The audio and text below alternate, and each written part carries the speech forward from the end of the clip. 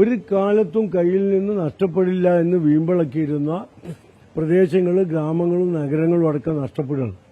പെരിന്തൽമണ്ണയിൽ ഇതാദ്യമായിട്ടാണ് ആക്രമണം നടക്കുന്നത്. പെരിന്തൽമണ്ണ പോളിടെക്നിക് അതുണ്ടായത് മുതൽ SFIയുടെ കയ്യിലായിരുന്നു. കഴിഞ്ഞ തെരഞ്ഞെടുപ്പിൽ MSFും UDSF അവിടെ ജയിച്ചു. അതോടുകൂടി അന്ന് അവിടെ കടുത്ത ആക്രമണമാണ് SFIയും DYFIയും കൂടി വഹിച്ചുവിട്ടത്. അതുപോലെ തന്നെ അവരുടെ കൈവലുണ്ടായിരുന്ന ഏലംകുളം പഞ്ചായത്ത് അടക്കം പെരിന്തൽമണ്ണയിലെ മുഴുവൻ തദ്ദേശ സ്ഥാപനങ്ങളും നഷ്ടപ്പെട്ടു. ഒരു കാലത്തും അവർക്ക് നഷ്ടപ്പെട്ടിട്ടില്ലാത്ത പെരിന്തൽമണ്ണ മുനിസിപ്പാലിറ്റി പോലും ഇത്തവണ LDFന് നഷ്ടപ്പെട്ടു. ഇതിൽ വിഭ്രാന്തി പൂണ്ടിട്ടാണ് ഇന്നലെ ഒരു പ്രകോപനമില്ലാതെ മുസ്ലിം ലീഗിന്റെ നിയോജക മണ്ഡലം കമ്മിറ്റി ഓഫീസ് ആക്രമിച്ചത്. കല്ലെറിഞ്ഞ് തകർത്തു. ഒരു പ്രകോപനം ഉണ്ടായിട്ടില്ല. UDF മുസ്ലിം ലീഗോ തിരിച്ചാക്രമിക്കുകയോ അവർക്ക് ഞങ്ങൾ വിജയാഹ്ലാദ പ്രകടനം നടത്തിയത് മാർക്സിസ്റ്റ് പാർട്ടിയുടെ ഓഫീസ് നിൽക്കുന്ന പ്രദേശത്തേക്ക് കൂടി പോയില്ല. അത്രത്തോളം ശ്രദ്ധിച്ചാണ് ഞങ്ങൾ കൈകാര്യം ചെയ്തത്. പക്ഷേ ഒരു പ്രകോപനവും ഇല്ലാതെ ഞങ്ങളുടെ ഓഫീസ് കല്ലെറിഞ്ഞ് തകർക്കുകയുണ്ടായത്. 5 പേരെ പിടിച്ചിട്ടുണ്ട്. 5 പേരും CPMകാരാണ്. അപ്പോൾ പാർട്ടിക്ക് അതിൽ നിന്ന് ഒഴിഞ്ഞു മാറാൻ കഴിയില്ല.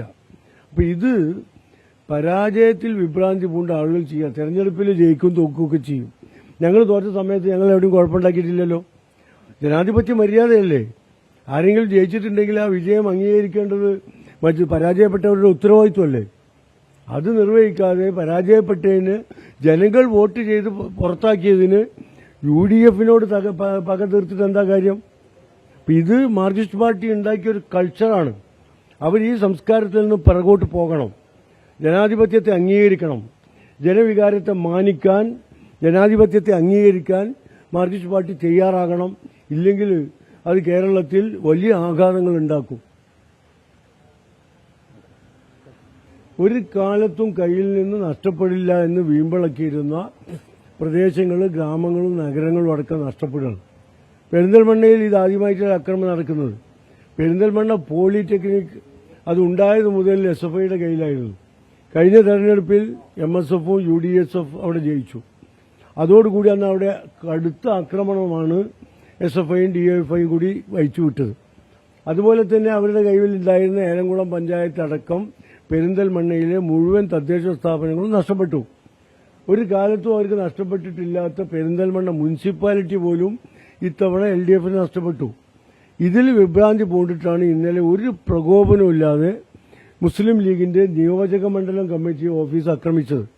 കല്ലെറിഞ്ഞ് തകർത്തു. ഒരു പ്രകോപനം ഉണ്ടായിട്ടില്ല.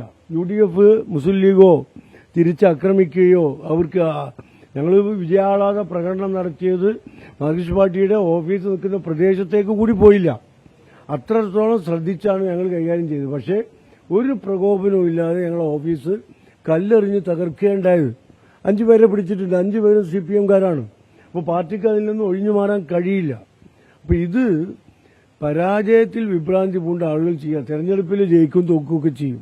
ഞങ്ങൾ തോറ്റ സമയത്ത് ഞങ്ങൾ എവിടെയും കുഴപ്പമുണ്ടാക്കിയിട്ടില്ലല്ലോ. ജനാധിപത്യ മര്യാദയല്ലേ? ആരെങ്കിലും ജയിച്ചിട്ടുണ്ടെങ്കിൽ ആ വിജയം അംഗീകരിക്കേണ്ടത് മറ്റ് പരാജയപ്പെട്ടവരുടെ ഉത്തരവാദിത്വമല്ലേ? അത് നിർവഹിക്കാതെ പരാജയപ്പെട്ടതിന് ജനങ്ങൾ വോട്ട് ചെയ്ത് പുറത്താക്കിയതിന് UDFനോട് പക തീർത്തിട്ട് എന്താ കാര്യം?